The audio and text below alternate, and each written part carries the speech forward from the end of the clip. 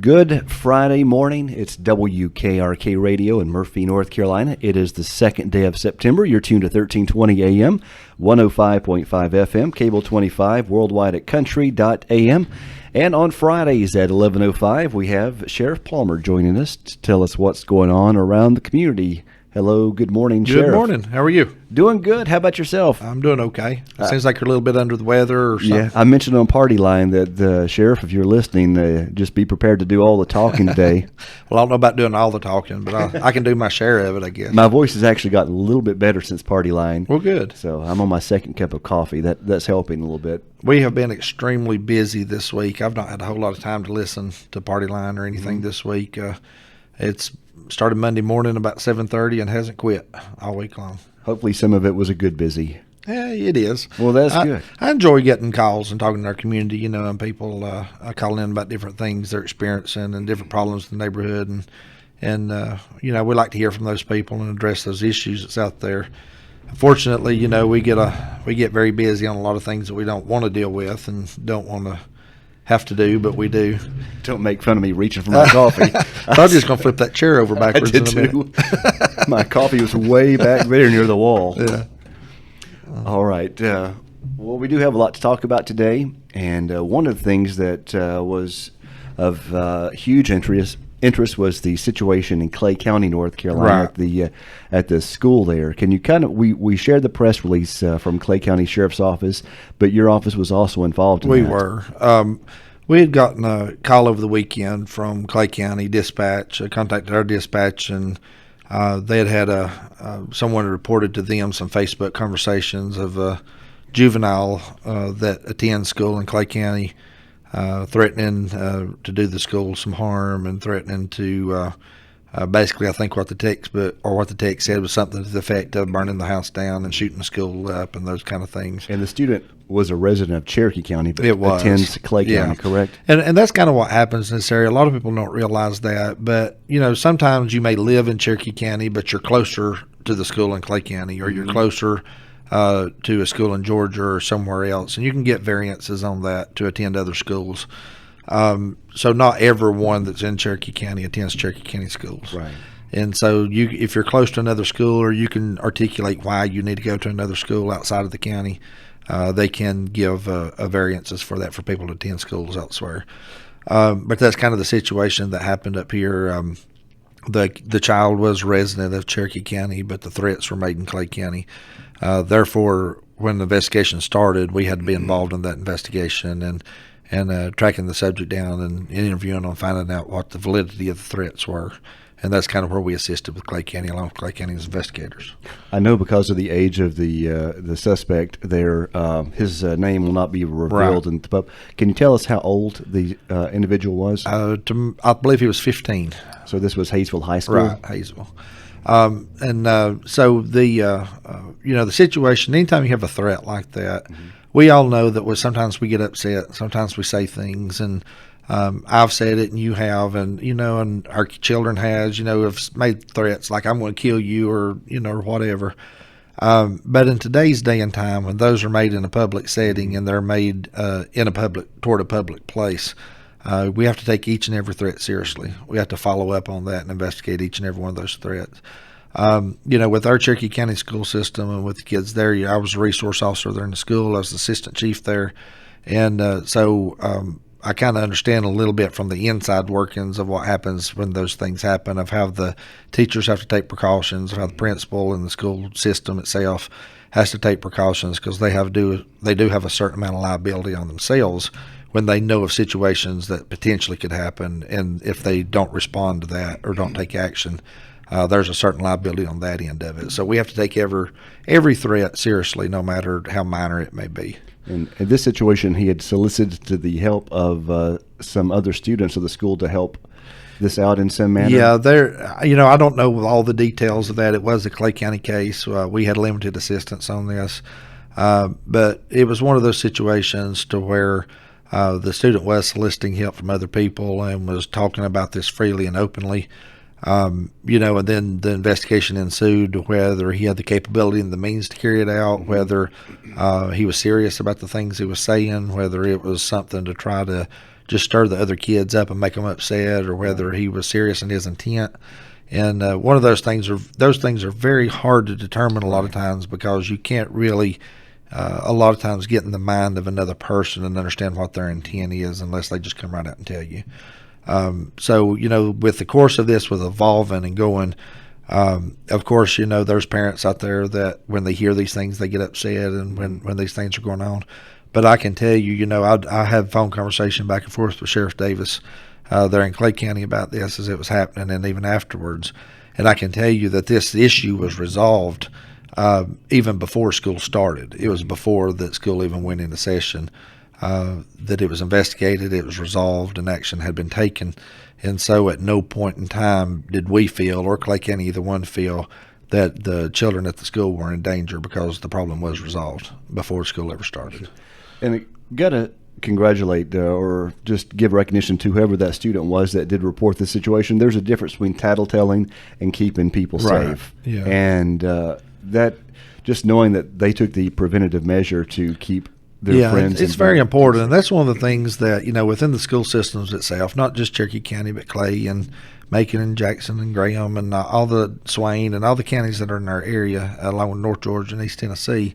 One of the things they try to instill in the student population is the importance of notification when they hear those type things, for that very fact of that we really don't know whether they're serious threats or whether they're things, like I say, that someone's just made up as a joke or trying to upset a friend or something like that. Right. So many times in the past, these things have happened, and there was mass shootings and there was bad things that happened when people knew about it ahead of time and didn't say anything about it. And most of the time when these people were interviewed, their response would be something similar to, well, I really didn't think you were serious, really didn't think they would carry this out, or really didn't think they would do it. And so therefore they didn't report it to anybody. So it's very important that when these type of things are happening, or people are making these type of threats, it's very important to notify law enforcement to get that out there so it can be investigated. Yeah, certain things that you don't joke about, and that is one of them. I remember when I used to fly out of Raleigh-Durham Airport every weekend of my life when I worked at the network in Raleigh, and one of the things they had posted there, don't even joke about having bombs in your suitcase or hijacking an airplane. There's certain things, if they ask you, don't joke about it. That's it. They take it very seriously. They do. So I never joked about that. That's why I always tell my kids in the airport, you can't say the word bomb in an airport. Mm-hmm. So don't joke about it. Don't laugh about it or anything like that, because you don't even want to bring that topic up, because they will investigate it. And traveling with a friend, a coworker named Jack, I made sure not to say hi to him in the airport. Hi, Jack. Yeah. They take things like that. I just got that. Yeah. Okay. Yeah. So you don't say certain things, right? That's right. Certain things. Right. All right. Yeah. Channel 13 shared a news story about a new sex offender ban, which is now in effect in North Carolina, went into effect yesterday, I believe. Right. Can you tell us a little bit about what that covers? Just a little bit. We've not had any formal notification from Raleigh, from legislation or anything about this yet. I think it is in effect, but I think it's something that will change. I think it's something that will be challenged, and it'll have to go through that process before it really is enforceable. But basically, from what I'm hearing from the changes that's come down, is a total ban of sex offenders from any place children are gathered. If you recall our conversation last week, I believe it was, or the week before, I'm not sure which conversation it was, but it was about the fact of that only places where it's licensed daycare facilities where they ban from. And even through school system, they can still attend the school system through child education events or through counseling, with teachers or things of that nature. They could still be on the school property as long as the principal was notified and that they were escorted through the property and things of that nature. What this ban here is attempting to do is ban them from any place children are gathered. One of the problems that we've had in the past, and it has been kind of tossed back and forth between different counties and between different prosecutors about the legality of it, is things like church, for example, about where you have Sunday school classes where kids are gathered in Sunday school. According to the previous law, according to most prosecutors and Attorney General's office, is that you could not restrict sex offenders from being there because it was not a licensed daycare facility or a school. Right. And so only if they ran a daycare through there could you ban them from the property. But with this ban and what's going on here, it's saying any place that children are gathered. And I think that will be, I think pretty soon there will be a suit filed to challenge the constitutionality of that. It even goes as far as saying the new law also bars sex offenders from going within 300 feet of places like shopping centers or places used mainly for the care or supervision of minors. Right. So shopping centers. And that's why I think that you'll see a federal lawsuit filed for civil rights violations on this, because what constitutes where children gather? I mean, they could literally be anywhere. They could be any place, any restaurant. I think you pointed out a few last time we talked about Right. it. Grocery stores. Right. There are children there, and Right. people need food. Right. So. And I think what this is kind of honing in on, and the specificity of this is honing in on where there is an event where there's children. I don't think it's necessarily going to be uphold the fact that a sex offender can't go to Walmart. If we look at this the way it's written now and what they're saying now, that would apply because it would be a shopping center, Right. and they couldn't go there. And what we're going to see, I think there's going to have to be a little bit more specific on this, and we'll see a judicial ruling on this before too long, probably a Supreme Court ruling on this before too long, as to where they can go and where they can't go, and try to get pretty specific about that. All right. Let's see. There's something that was posted on your Facebook page that I wanted to touch on. Uh-huh. An event coming up. Let me just type in yeah. Cherokee County Sheriff's Office. And anybody who wants more information can also go to the sheriff's office. It's Running with the Law. Right. Tell Not us running about from that. the law, running with the law. Running with the law. Yeah. All right. Yeah. Completely different topic. Right. It is we'll talk about running from the law here in a minute, but running with the law is an event that our Women's Association, the Sheriff's Office, has put together. Stephanie Swanson is the one that's kind of hidden this up, and it's I'm going from memory here, but I believe it's a 5K run is what they're going to do. That is it. Starting there at the Sheriff's Office, and if you've got the date pulled up there, I don't recall what the Saturday, October 29th. date. There you go. October 29th is the date on that. Evening race. Right before Halloween. So it's what's going to happen is it's going to be an evening race there. It'll start at the Sheriff's Office where people gather. You can register for that now. I believe it's a $25 entry fee for that, which includes T-shirts and other stuff they want Goodie to hand bag. out. Goodie bag that they want to hand out. But basically what's going to happen is we're going to try to get our law enforcement area together with the Sheriff's Office and the police departments and hopefully the Highway Patrol and what other law enforcement agencies would like to participate in that. And on the running course that they'll be running on the 5K, we're hoping to line that up with blue lights, and it's basically a support of law enforcement, and it's the proceeds of that will go back to the Women's Association there at the Sheriff's Office. So it's going to be a great event. We're looking forward to that. All right. What kind of activities does the Women's Association are they involved in? They do all kind of different things. They do a lot of Christmas activities and getting. I think they assist with Toys for Tots, at the Marine Corps League and some of those other places. They do a lot of just kind of behind the scenes, just helping out kind of stuff. And they do different things throughout the year as far as different events and stuff there. And there's kind of an auxiliary unit. It's kind of just basically wives and spouses and family members, the women of the law enforcement officers. And it's kind of what they do is kind of support of law enforcement and support of what we do at the Sheriff's Office. All right. If anybody needs information about the Running with the Law, the 5K run walk, they can contact Stephanie Swanson at the Sheriff's Office, 837-2589, 837-2589. So that is Running with the Law. Now, let's talk about running from the law. There was a foot chase that happened. That was a great segue into this next thing. Yeah. That happened at McDonald's. People are asking you about it. Can you Right. tell us more about what happened in that situation? Yeah, we had a report of some drug activity going on, a possible drug activity going on at McDonald's there in Murphy, and it's kind of been a little hot spot for the last little bit on some dealings and some things that we've been watching down there anyway. Upon investigation and looking at what was going on there, we saw some known drug dealers there in the area. that was hanging out on the corners, and we watched it for a while. We set up the perimeter around McDonald's and from different areas, and was just kind of watching what was going on. We could see these people approaching different vehicles and talking to different folks, and carrying backpacks and things that looked very suspicious. It looked like they were dealing. They would meet with people, go inside the restaurant, come back out, stay for just a minute, not buy any food, but just come back out, kind of thing. And so it's becoming pretty obvious that they were working up some kind of drug deal there at the McDonald's. One of the subjects, through some confidential informants that we had contacted to try to identify who some of these people were, we didn't know, identified some of the people that were there. Some of them were known drug dealers, some of them were not. Some of them were people that we wasn't really sure about. So we made the decision that we were going to go in and while they were inside the restaurant and just approach them, see if we can conduct an interview, see what we could find out from them about what was going on, possibly do a search and things of that nature.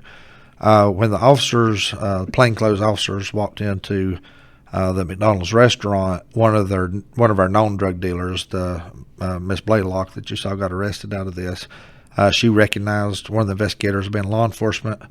The male subject that was arrested, Mr. Rice, he was with Miss Blaylock, and he had grabbed a container, and she was yelling for him to take off to run. He ran out one of the exit doors across the 4-lane toward Fatback Sitco. I just happened to be in the parking lot of Ritz Furniture and was watching from up there, and when he was come out the door and ran across the parking lot, I activated my blue siren, and officers were giving foot chase, and I was following along with my car trying to get him to stop. And he actually ran around the corner down Hiwassee Street by BB&T Bank. And I guess it was Hiwassee. I think that's Hiwassee Street. Yeah, I believe it is. By BB&T Bank, and still had the container in his hand, and he tried to cut through the bushes up into the apartment complex there, and he wasn't familiar with the area. And what he didn't know is when he cut through the bushes, there was a chain link fence on the other side of it, and so the officers caught him kind of pinned into the bushes, trapped into the fence there, and effected an arrest. And when they did, he had thrown the container there at the bushes, and when they recovered it, they recovered approximately between 40 and 50 grams of methamphetamine in that, which is a trafficking amount of methamphetamine. And so he was arrested for trafficking, and the female was also arrested for conspiracy to traffic and assisting with him running and things of that nature. So when you say trafficking amount, what exactly constitutes trafficking? Does that mean distribution? There's different ways that you could traffic drugs. You can traffic by possession, you can traffic by sale and delivery, or you can traffic by transporting.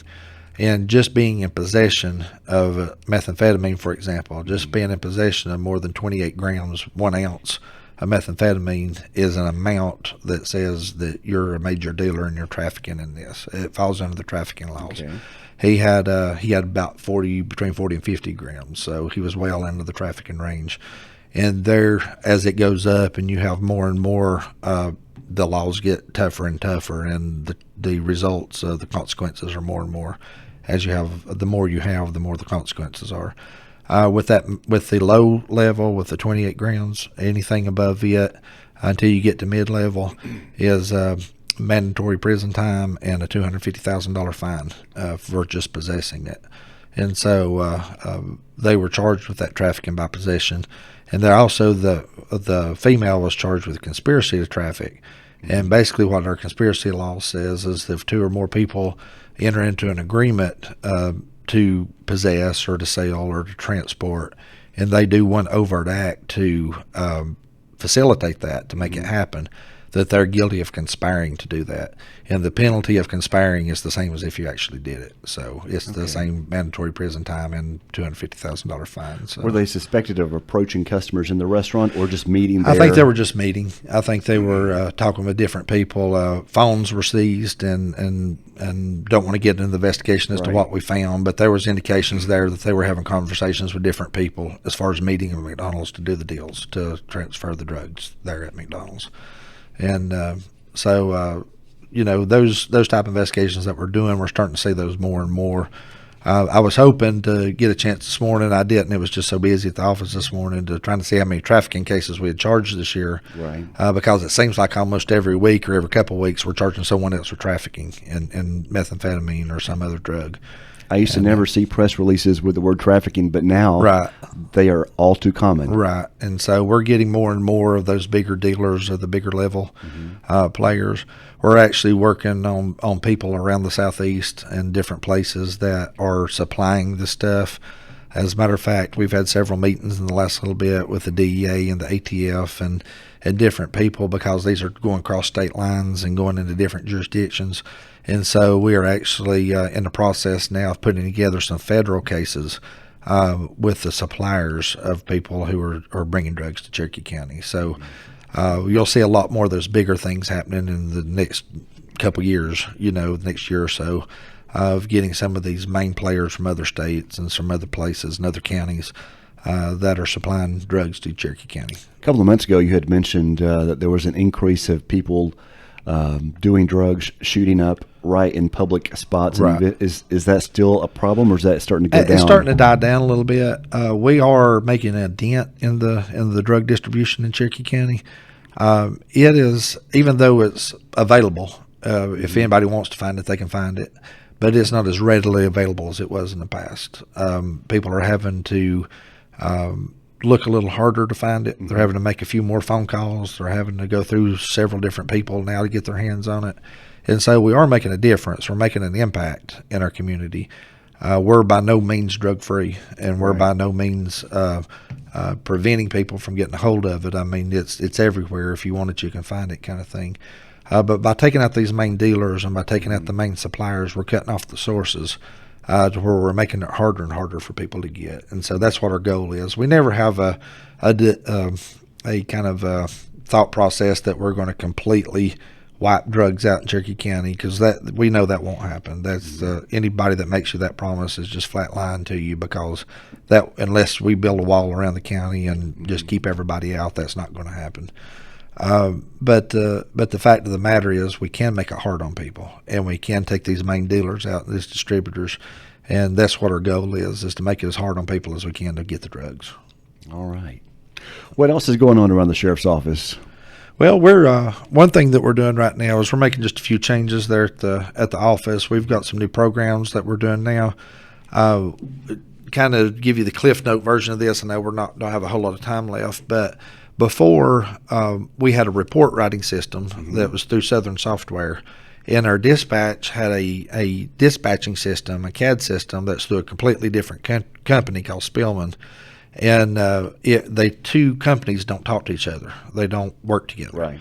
So what we have done is we are now creating a new dispatch center through laws the state has come up with that we have. It's mandatory that we have a backup center and things of that nature. So we're moving things over to the sheriff's office for our dispatch, to dispatch out of the sheriff's office.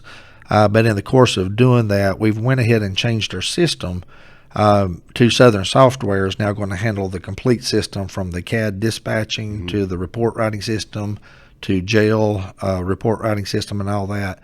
And now we're going to connect, not only do those three systems connect with each other, but we're setting up the process to connect with Andrew's report writing system and Murphy's report writing system. Oh, super. To where we're all connected together. And then what will happen is, if Murphy Police Department runs a name on somebody they've got stopped, but it's somebody the sheriff's office has dealt with, or somebody that's been booked through the jail, they have access to those records and they have access to who these people are.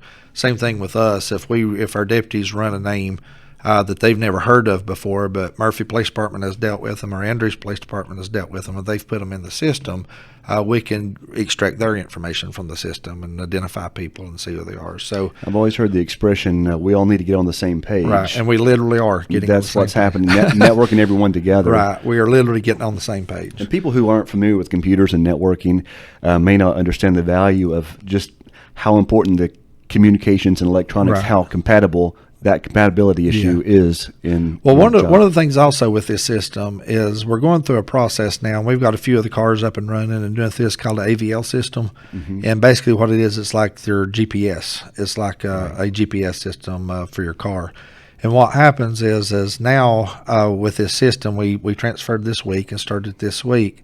But dispatch can literally set at their computers as they're dispatching, and they see little patrol cars on a map where our cars are GPSed, and they can actually see what officers close to the call. Oh. And so if they're dispatching a call where we're assigned to zones in different places, of course, people come to eat and they go home for different things, or they may make an arrest and go to the jail, and they're just moving constantly around the county. So now when a dispatcher gets that call, they can look on a map and say, okay, this is on 19129, they're at hotspot. So they can look on the map and they can see the patrol cars that are near that area. And so they can literally pick a patrol car and dispatch that car to that call, So which would be the closest car. That's going to increase response time, Right. or decrease response time. Increase. It's going to make it faster. Whatever. They're going to respond faster. Yeah, they'll get there quicker. Yes. So that's the goal of this, and also with that, it helps us better understand what's going on out there, patrol habits, patrol techniques of the officers, so that when myself and the chief or the chief Murphy or Andrews or my chief deputy is looking at these things, we can look at patterns, patrol patterns that the officers are doing. And if we see things where, for example, if we see an area where businesses are not getting checked, and we see a pattern of patrol cars not going through this area, we can bring that to their attention and address that these are areas that you need to get to because you hadn't been to in a while. So I see nothing but good things coming from this. And with some of the changes that we've made, with the difference in report writing, with a lot of the information being pushed from dispatch into the report writing system, and information from the jail being pushed over and pushed back and forth between these systems, it is making report writing a lot easier. It's making the arrest process a lot easier. It's making knowing what's being patrolled and what businesses are checked and all these things. It's making those things are a whole lot easier to track and to look at. And just like you say, that networking, that information sharing, it's something that I think is greatly going to benefit Cherokee County in the future. All right. Well, very good. I see our time has quickly gone by, and I had planned on not doing any talk on this show, but you have done a good job, great job as always with answering all the questions. Well, thank you. And anything you want to add? For those out there, I've been lobbying Tim that when I get about 20 years as sheriff under my belt, I want to come and work for him at WKRK. So I'm trying to build my radio resume. I'm just trying to figure out who's going to be older and grayer. There you go. At that age. I think you'll be grayer because I won't have any hair left at that age. So. Good point. Good point. Sheriff, thank you very much. We'll You're do this welcome. again next week, and call if you need anything. Thank you. All right. Thank you. WKRK 105.5 FM, 1320 AM, Cable 25, and Country.am.